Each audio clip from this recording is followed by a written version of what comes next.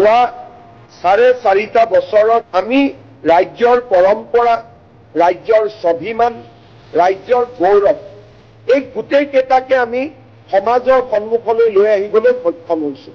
আজি লাচিত বৰফুকনক অসমৰ সীমাৰ পৰা সমগ্ৰ ভাৰতবৰ্ষৰ প্ৰতিখন ৰাজ্যলৈ আমি লৈ যাবলৈ সফল হৈছিলোঁ। চৰাইদেউ মৈদামত বিশ্ব ঐতিহ্য আমাৰ কাৰ্যকালৰ আন এক সফলতা আছিল। নিউয়ৰ্ক টাইমছৰ দৰে বাতৰি কাকতেও এইবোৰৰ বিষয়ে লিখিবলৈ বাধ্য হৈছে। অসমৰ সুবাস আজি অসম আৰু ভাৰতৰ সীমাৰ পৰা পাৰ হৈ গৈ বিশ্বৰ দৰবাৰলৈ যাবলৈ আৰম্ভ কৰিছে।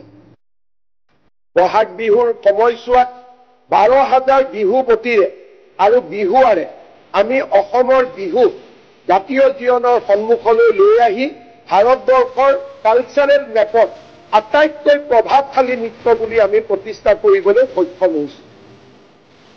আজি ঝুমুৰৰ বিনন্দিনীয়ে ঝুমুৰৰ প্ৰদৰ্শনে অসমৰ চাহ বাগিচাৰ সমাজখনক অসমৰ মূল খুঁটিৰ লগত একেবাৰে জড়িত কৰি পেলালে। ঝুমুৰৰ জৰিয়তে অসমৰ চাহ বাগিচাৰ সমাজখনক মেইন ষ্ট্ৰীমৰ মুখ্য ভূমিকালৈ, কেন্দ্ৰীয় ভূমিকালৈ লৈ অহাৰ আমাৰ প্ৰচেষ্টা আজি সম্পূৰ্ণৰূপে সফল হৈছে।